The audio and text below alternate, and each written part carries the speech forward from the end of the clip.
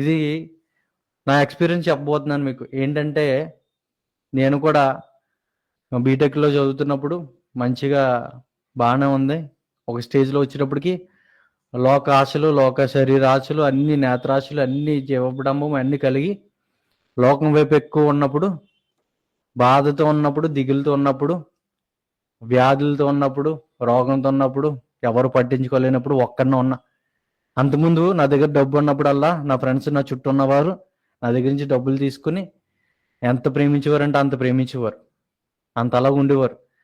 కానీ ఎప్పుడైతే నా దగ్గర డబ్బు లేదో, లేకపోతే నా దగ్గర ఏమి లేదో ఒక్కళ్ళు కనిపించేవారు కాదు. దేవుడు నన్ను బీటెక్ ఫోర్త్ ఇయర్కి వెళ్తున్నప్పుడు దేవుడు నన్ను పట్టుకున్నాడు. దేవుడు నన్ను పిలిచాడు. వచ్చాను, అన్నీ వదిలిపెట్టి దేవుడి కోసం వచ్చానమాట. వచ్చినప్పుడు నాకు మెసేజ్ చెప్పేటప్పుడు నత్తి వచ్చేదండి. మెసేజ్ చెప్పలేని వాడిని కాదు. ఒక నలుగురు మధ్యలో అంతెందుకు, కాలేజీలో సెమినార్లు జరుగుతాయి కదా, ఆ సెమినార్ రోజు నేను బంక్ కొట్టేసేవాడిని అనమాట. ఎందుకు బంక్ కొట్టేసేవాడిని అంటే, సెమినార్ చెప్పాలంటే నాకు భయం, నాకు స్వరం రాదు, ఎలా చెప్పాలో కూడా తెలియదు, అన్నీ నాకు భయంతో కూడి. అందుకని ఏం చేసేవాడిని అంటే సెమినార్ అటెండ్ అవ్వకుండా ఉండేవాడిని. అలాంటి బ్రతుకు. ఇప్పుడు దేవుడు దగ్గరగా ఒక 100 మందిలో దేవుడు నాకు మెసేజ్ చెప్పే అవకాశం ఇచ్చాడు. దేవుడు నేను ఒంటరిగా ఉన్నా, నాకేమి రాదని నేను అన్నా, దిగులు పడుతూ ఉన్నా, చింతపడుతూ ఉన్నా, కానీ దేవుడు నా పక్షాన్ని నిలబడ్డాడో, ఎప్పుడైతే నిలబడ్డానో నేను 1000 మందితో సమానం అయిపోయాను. అంత గొప్పగా దేవుడు నా పక్షాన్ని నిలబడ్డాడు. నత్తి లేకుండా దేవుడు ఇప్పటికి కొంచెం వస్తుంది, కానీ దేవుడు నాకు మాటలు అందిస్తుంటాడు మాట. అయ్యా ఏం చెప్పాలి, ఎలా చెప్పాలి అనుకుని వచ్చాను. నాకు ఇప్పుడు వరకు నేను ప్రిపేర్ అవ్వలే మెసేజ్, కానీ దేవుడు నాకు బయలుపరుస్తున్నాడు. నేను నీకు తోడుగా ఉన్నాను, దేవుడు మాట్లాడుతున్నాడు. అదే నాకు ఎప్పుడైతే బయలుపరిచాడో మీకు అదే బోధిస్తున్నాను అనమాట. అలాగున్నప్పుడు బీటెక్లో ఇష్టమైన జీవితం ఎంజాయ్ చేస్తున్నాం, ఎంత బాగుంది. మా మమ్మీ ఎప్పటి నుంచో సేవ చేస్తుందంటే, ఒక 10 years నుంచి సేవ చేస్తున్నారు. నేను ఎప్పుడు అంటున్నాను, నిన్ను పిలిచిన దేవుడు నన్ను పిలిస్తే వస్తాను, లేకపోతే నేను రాను. నాతో ఏం చెప్పేవారు కాదు, నేను సేవ పిలుచుకున్నారు అని చెప్పి ఏం మాట్లాడేవారు కాదు. కానీ నేను పిలిస్తే వస్తాను. నేను నా అంత ఎప్పుడు నేను సేవకు రాను. సేవ అంటే ముసలోళ్ళు చేస్తారు, లేకపోతే ఎందుకు అంటే జాబులు అన్నీ రాణులు చేస్తారు, ఆ టైప్లో అనుకున్నామన్నమాట సేవ అంటే. అలాంటి రీతిగా ఉన్నప్పుడు దేవుడు నాతో మాట్లాడాడు, దర్శించాడు. ఒకరోజు ప్రార్థన చేస్తుంటే దేవుడు నాతో మాట్లాడాడు. నేను ఇంతకుముందు ఏం చేసేవాడినంటే, నాకు ఫోటోగ్రఫీ, వీడియోగ్రఫీ చేయడం అంటే చాలా ఇష్టం. వీడియో షూటింగ్లు, ఫోటో షూటింగ్లు ఇవన్నీ చేసేవాళ్ళు అనమాట. మాకు స్టూడియో ఉండేది. ఆ స్టూడియోలో ఇవన్నీ చేసేవాడిని. దానికి హార్డ్ డిస్క్ ఉన్నాను ఉంటుంది, తెలుసు కదా మీకు. హార్డ్ డిస్క్లో ప్రోగ్రామ్స్ అన్నీ పెట్టా. దేవుడు నన్ను పిలిచాడు, నేను అయినా మాట అనలే. ప్రతిసారి చెప్తానన్నాడు, నిన్ను పిలుచుకున్నాను, ఏర్పరచుకున్నాను, సేవకు కావాలని చెప్పి అన్నాడు. అన్నీ విడిచిపెట్టి వచ్చాను. కానీ షార్ట్ ఫిల్మ్లు అంటే ఇష్టం, అవి చేయాలి ఇవి చేయాలని ఆలోచన, కోరిక ఇవన్నీ ఉండేవి. ఎప్పుడైతే నేను దేవుడు ఎందుకు ప్రార్థించి ఉన్నానో, దేవుడు నన్ను పిలిచాడు, వచ్చాను, బాగానే ఉంది. కానీ మళ్ళీ నేను ఏం చేస్తున్నాను, లోకంలో వైపు వెళ్ళడం, షార్ట్ ఫిలిం తీయడం, అది యూట్యూబ్లో పెట్టి నేను గొప్పగా ఫేమస్ అయిపోవాలి, అంతగా రీతిగా ఉండాలని చెప్పి ఆ రీతిగా ఉండేవన్నమాట. ఎప్పుడైతే అలా అనుకున్నానో, దేవుడు ఒక మొట్టిగా కొట్టాడండి, గట్టిగా వేసాడు. ఏమి వేసాడంటే, హార్డ్ డిస్క్ అంతా పాడైపోయింది. హార్డ్ డిస్క్ అంతా పోయింది. హార్డ్ డిస్క్లో దగ్గరగా ఒక్కో ప్రోగ్రాం 3 లక్షలు 4 లక్షలు ఎట్టి ప్రోగ్రాలు తీయించుకుంటే నేను ప్యాషన్గా చేశాను కదా, చదువుకుంటూ ఉన్నాను కదా, బాగుంది కదా అని చెప్పి అనుకున్నాను. మంచిగా డబ్బులన్నీ సంపాదించి అడ్వాన్స్లు అన్నీ తీసుకుని అన్ని దాంట్లో పెట్టి ఉన్నాయన్నమాట. ఒక రోజు ఏం చేస్తుందంటే, ఒక కస్టమర్ వచ్చి ఫుటేజ్ చూపించిందంటే, ఫుటేజ్ చూపించడానికి పెట్టనమాట. హార్డ్ డిస్క్ పెడితే ఓపెన్ అవుతలే. చాలాసార్లు ప్రయత్నించా, ఓపెన్ అవ్వలే. లాస్ట్ మినిట్లో ఏమందంటే ఫార్మాట్ అడుగుతుందన్నమాట. ఫార్మాట్ అడిగిందంటే ఇంకా ప్రతి వీడియో షూటర్కి వీళ్ళందరికీ గుండెలో రాయి పడిపోయినట్టే. అలా అయినప్పుడు ఏం జరిగిందంటే, ఒకటే ఆలోచన, సూసైడ్ చేసుకుని చచ్చిపోతే ఇక్కడితో పోద్ది, నాతో పోద్ది, ఇంకా మా పేరెంట్స్ వరకు రాదు. మమ్మీ ఇవన్నీ వద్దురా, మనకి ఈ షాప్ అన్నీ వద్దు, వదిలే, మన సేవ చేసుకుందాం అంటే కూడా వినలే. మమ్మీ దగ్గరికి వెళ్ళి ఎలా ఏమని చెప్పండి, ఏమి చెప్పలేను. అప్పుడు అనిపిస్తుంది మాట, చచ్చిపోతే బాగుండు, మమ్మీని మా తమ్ముడిని ఎవరిని అడగరు, నాతో పోతుంది అని చెప్పి చచ్చిపోదాం అనుకున్నా. ఆ రోజు దేవుడు స్వరం విన్నా అనమాట. ఎప్పుడు నాకు ఎక్స్పీరియన్స్ లేదు. నేను నమ్మేవాడిని కాదు మెయిన్‌గా, బేసిక్‌గా. దేవుడు మాట్లాడతాడా అంటే, ఏం మాట్లాడతాడు? ఇయన్నీ మన కల్పితాలు ఇయన్నీ అనుకునేవాడిని. ఆ రోజు దేవుడు నాతో మాట్లాడాడు. ఈ తల్లి నమ్ముకున్న దేవుడిని నేనే. ఆ దేవుని ఆ దేవుడిని నేనే. ఆ గొప్ప దేవుడిని నేనే. ఒకసారి ప్రార్థించు అన్నారు. ఎవ్వరు లేరు నా చుట్టుపక్కల. చచ్చిపోదాం అనుకున్నాను. డిసప్పాయింట్ అయిపోయాను. అస్సలే ఇంక హోప్ లేదింక. ఎలాగోలాగా అయిపోయిందింక జీవితం అయిపోయిందనుకున్న టైంలో దేవుడు మాట్లాడుతున్నాడనమాట. చుట్టుపక్కల చూస్తున్నా ఎవరు లేరు. నా అంతట నేను ఊహించుకుంటున్నానేమో, బాధలో ఉన్నాను కదా! ఏదో నా అంతట నేనే కాన్ఫిడెన్స్ తెచ్చుకొని మాట్లాడుకుంటున్నానేమో అనుకున్నాను. కానీ మళ్ళీ అదే స్వరం వినిపిస్తుంది.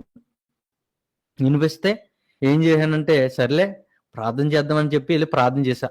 ప్రార్థన చేసినప్పుడు దేవుడు మాట్లాడుతున్నాడనమాట. మాట్లాడడం అంటే దర్శనం చూపిస్తున్నాడు. పెద్ద పెద్ద అక్షరాలతో రాయల్ అని చూపిస్తున్నాడనమాట. రాయల్ ఏంటి అని అనుకుంటున్నా. ఇంతకుముందు ఏం చేశానంటే ఢిల్లీలో ఫోన్ చేశా ఫ్రెండ్స్‌కి, అక్కడ ఉన్న ఫ్రెండ్స్‌కి ఫోన్ చేశా. హైదరాబాద్‌లో ఉన్న ఫ్రెండ్స్‌కి ఫోన్ చేశా. వైజాగ్‌లో ఉన్న ఫ్రెండ్స్‌కి ఫోన్ చేశా. అందరికి ఫోన్ చేసి అక్కడున్న బెస్ట్ కంప్యూటర్ షాప్‌కెళ్ళి అక్కడ మీరు అడగండి, ఈ హార్డ్ డిస్క్ ఎక్కడన్నా రికవరీ వస్తదేమో అడగండి అని చెప్పి ప్రతి చోటకెళ్ళి అడిగాననమాట. అడిగితే ఎక్కడ రాదని చెప్పారు. ఒక వ్యక్తి అడిగాడు. ఒకతనున్నాడు. అతను ఏమన్నాడంటే 90% రాదు. ఆ 10% వస్తది. వచ్చినా కూడా మీరు 2,00,000 డిపాజిట్ చేయాలి అన్నాడు. 2,00,000 కట్టాలి అన్నాడు. నా దగ్గర ఆ రోజుల్లో ఏమీ లేదు. కరోనా టైం కదా! ఏమీ లేదు. చాలా ఇబ్బంది పడుతున్నాను. ఇబ్బంది పడుతున్నప్పుడు ఏం చేయాలో తెలియక అప్పు చేసన్నా హార్డ్ డిస్క్ చేద్దాం అని చెప్పి అనుకున్నాను. ఈలోపు ఇదంతా జరిగింది కదా! ఎళ్లి ప్రార్థన చేస్తుంటే రాయల్ అని కనిపిస్తుంది. రాయల్ ఎక్కడ అని చూస్తుంటే సరదాగా ఏం చేశానంటే గూగుల్ ఓపెన్ చేసి రాయల్ కంప్యూటర్స్ అని కొట్టా. నాకు కావాల్సిన కంప్యూటర్స్ కాబట్టి రాయల్ కంప్యూటర్స్ అని కొడితే అక్కడ ఏం జరిగిందంటే హార్డ్ డిస్క్ రికవరీ జరుగుతదని చెప్పి ఫోన్ నంబర్ అయన్నీ ఉన్నాయి. ఆయనకి ఫోన్ చేశా. ఫోన్ చేస్తే ఆయన దగ్గరికెళ్ళి ఇలాగా హార్డ్ డిస్క్ అంతా కరప్ట్ అయిపోయింది. మొత్తం నాశనం అయిపోయింది. ఇది ఎట్టి పరిస్థితుల్లో నాకు కావాలి. ఎంత ఖర్చయినా పర్లేదంటే ఆయన అన్నాడు, "వస్తే 50% వస్తది. లేకపోతే రాదు. వచ్చినా రాకపోయినా మీరు మాత్రం 3,00,000 కట్టాలన్నాడు."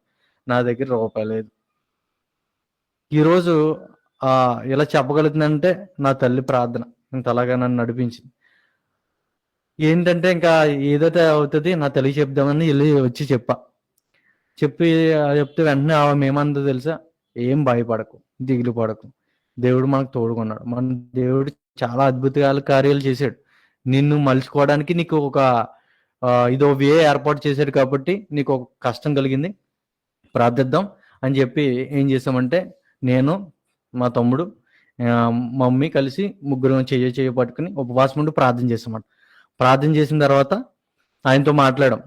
ఇలాగ 3,00,000 కట్టడానికి సిద్ధంగా ఉన్నాను. మీరు ఏర్పాటు చేయండి. ఇయన్నీ చేయండి అని చెప్తే అంటే, సరే అని చెప్పి స్టార్ట్ చేశారు. స్టార్ట్ చేసిన తర్వాత అన్నాడు, ఒకరోజు ఫోన్ చేసి 90% వచ్చేద్దని మీకు మీరేం భయపడొద్దు అన్నారు.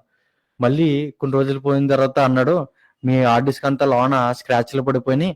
మీకు అస్సలు రాదండి అని చెప్పాడు. మళ్ళీ ఏం చేస్తున్నాం అంటే మేము ప్రార్థన చేస్తున్నాం. ప్రతిరోజు ప్రార్థన చేస్తున్నాం. అలాగా దగ్గరగా 6 నెలలు ప్రార్థన చేసాం.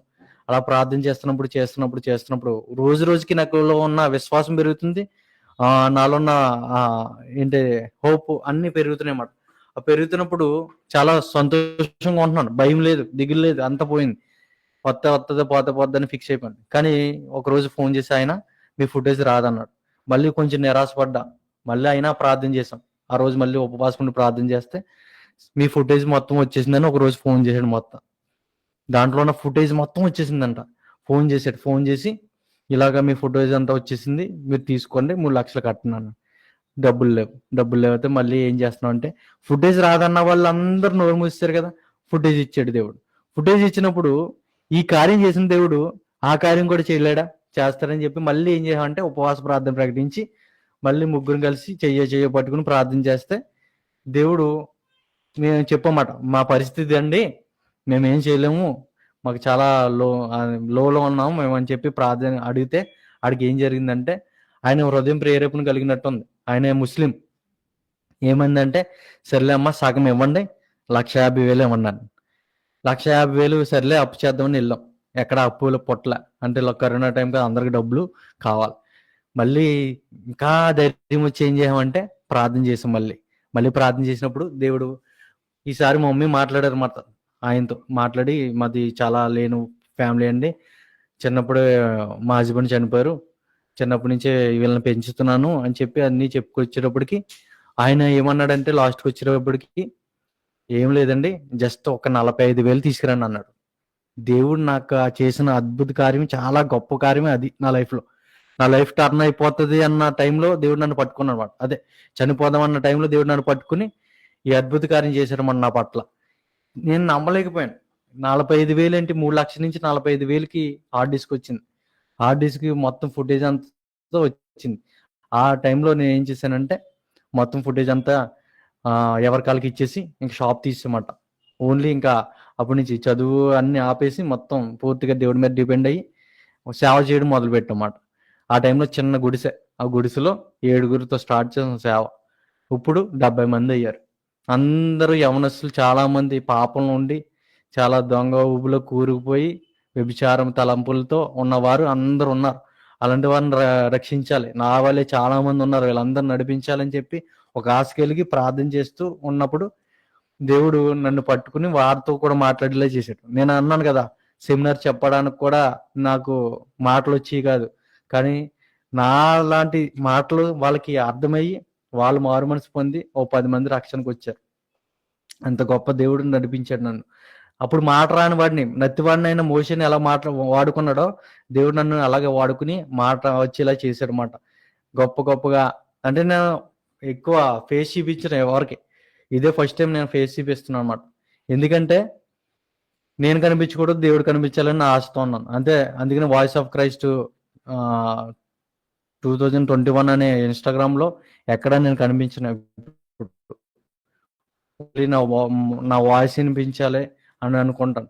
కానీ దేవుడు ఆ టైంలో ఉన్నప్పుడు అన్నీ నేర్చుకోవడం మొదలుపెట్టానమాట. అంటే ఎలా కనెక్ట్ చేయాలి, మైక్ ఎలా కనెక్ట్ చేయాలి ఇయన్నీ నాకేం తెలీదు. అన్నీ దేవుడే నేర్పించాడు. ఎవరు వచ్చేవారు కాదు. అందరూ వెళ్ళిపోయేవారు.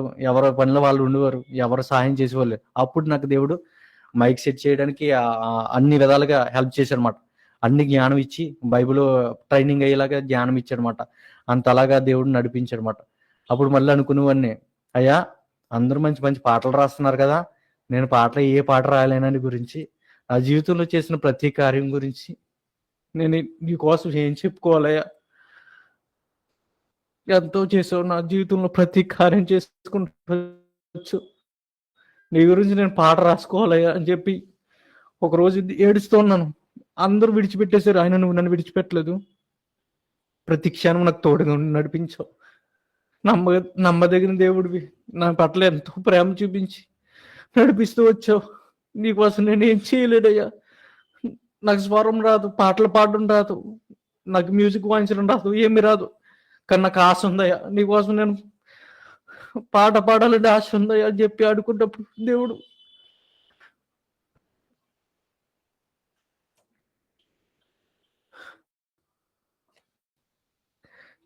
మంచి పాట అనుగ్రహించాడని, నా జీవితం నీ కోసమే దేవుని పాట రచించేలా చేశాడు. అంటే ఎంతోమంది మా కాలేజీలో ఎంతోమంది చదువుతున్నారు. అది చదువుతున్నప్పుడు నేనే ఆయనకి ఎందుకు దొరకాలి, నేనే ఎందుకు రక్షింపబడాలి? ఎంతోమంది అందగాళ్ళు ఉన్నారు, ఎంతోమంది డబ్బు ఉన్న వాళ్ళు ఉన్నారు, ఎంతోమంది బాగా నాకన్నా తెలివైన వాళ్ళు ఉన్నారు. అంత గొప్ప వాళ్ళు ఉన్నప్పుడు నన్ను ఎందుకు వాడుకున్నావయ్యా అని చెప్పి దేవుడిని ఆ మాటలు రాస్తాను అనమాట. ఆ మాట రాసినప్పుడు ఫస్ట్ లిరిక్స్ ఏంటంటే, ఎంతోమంది అదే నా జీవితం పాపంలో ఉన్నప్పుడు నువ్వు వచ్చి నాకు రక్షణ కలిగించావు అని మొదటి లిరిక్స్ రాశానండి. తర్వాత నా జీవితం చీకట్లో ఉన్నప్పుడు నువ్వు వచ్చి నాకు వెలిగించావు అని చెప్పి 2వ వచనం రాశాను అనమాట. తర్వాత ఏ మార్గం తీసుకోలేనప్పుడు, ఎటువైపు వెళ్ళాలో తెలియనప్పుడు దేవుడు నాకు మార్గమే నడిపించినందుకు, నా జీవితం మార్గమే నడిపించడం ఎందుకని చెప్పి 3rd లిరిక్స్ రాశానమాట. అలాగా దేవుడు నాకు 4 లిరిక్స్ ఇచ్చాడు. దాన్నే పాట కింద రాశానమాట. ఈ పాటని అడుగున్నానమాట, అయ్యా నేను పాట రాయలేను కదా నీకోసము, ఏమి చేయలేను కదా నీకోసం, ఆయన నన్ను ఎన్నుకుని ఎక్కడి వరకు తీసుకొచ్చావు కదా. అప్పుడు ఈ మాట నాకు దేవుడు బయలుపరిచాడు అనమాట. ఇది చాలా ఇష్టమైన మాట నాకు. ఇది ఏంటి, దేవుడు నన్ను బలపరుస్తాడంట. అది ఇప్పుడు వరకు చెప్పిన వచనం ప్రతిదీ నా జీవితంలో జరిగినాయే. ప్రతిదీ దేవుడు నడిపించిన విధంగా నన్ను నడిపించాడండి. ఈ పాట రిలీజ్‌కు అంటే 2, 3, 4 మాక్సిమం 5థ్‌నే అనుకుంటున్నాం. జనవరి 5థ్‌ని రిలీజ్ చేయాలనుకుంటున్నామండి. ఇది నా సాక్ష్యం. ఈ సాక్ష్యం ద్వారా దేవుడు ఈ పాట రాయించాడనమాట. ఏంటంటే అనుకున్నాడనమాట. నేను అడిగాను, "అయ్యా నేను పాట రాయలేను కదా! ఏమి చేయలేను కదా!" అని అడిగితే, నాకు దేవుడు లిరిక్స్ ఇచ్చి, "ఇయన్నీ నేను ఈ